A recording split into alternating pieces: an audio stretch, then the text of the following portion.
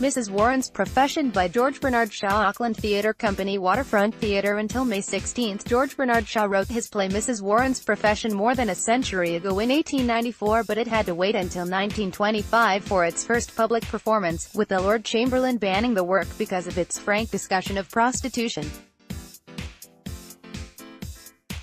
Mrs. Warren, Jennifer Ward-Lealand, is the managing director of a flourishing business which runs brothels in major European cities such as Brussels and Paris.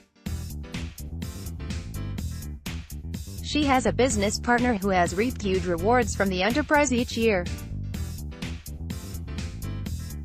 The business has allowed Mrs. Warren to live an upper-class lifestyle, which includes funding her daughter Vivi, Karen McCracken, to attend university. Vivi has been unaware of just how Mrs. Warren has been making her money all these years because she rarely sees her in person. Now that the two women have the chance to communicate, Mrs. Warren is forced into explaining why she decided to choose her profession. Shaw had set the play in late Victorian London, but this ATC production is set in contemporary New Zealand. The work has been adapted by director Eleanor Bishop with the cast and also sees the addition of poetry and live performance by the newly invented character of Liz, played by Hadassah Grace, who has previously worked in the sex industry.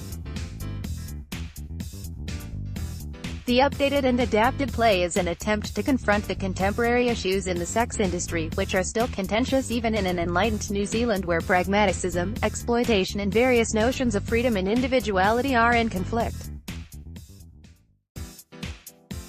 This update, however, lessens the impact of the work. We don't get the same sense of shock that original audiences would have experienced. Shaw's various dialogues and monologues that would have been seen within the context of women's suffrage now sound more like TED Talks about the.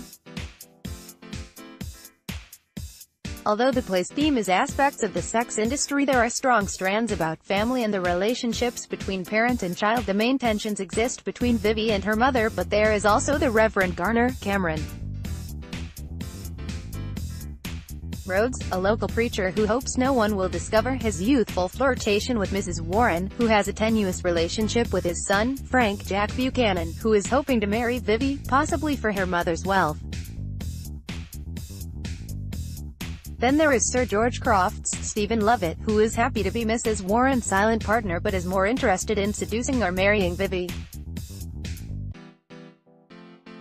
Mr. Prade, Tawanda Manumo, is something of a foil for the other males, interested in art and beauty and having an uncomplicated friendship with Vivi. The cast gives some impressive performances, with Jennifer Ward-Lealand creating a conflicted character balancing morals, business and concern for her daughter, while Karen McCracken in the every woman role manages the confusion of encountering an unfamiliar set of morals and lifestyle, her voice capturing her inner turmoil. Three male characters who seem to be archetypes figures make the most of Shaw's lines and create some great comic moments. The whole story has an added edgy dimension in that any, or none, of the male's characters could in fact be Vivi's father. Hadassah Grace gives a powerful and intense performance of her poetry, but this and her striptease seem oddly out of place within the production. Shaw's original play was earnest in its social and political ideas, but the new version is just a bit too preachy and overly zealous. Possibly with even more culling of Shaw's dialogue and eschewing the contemporary additions, the play would have been more effective. This is supplied content and not commissioned or paid for by NPR.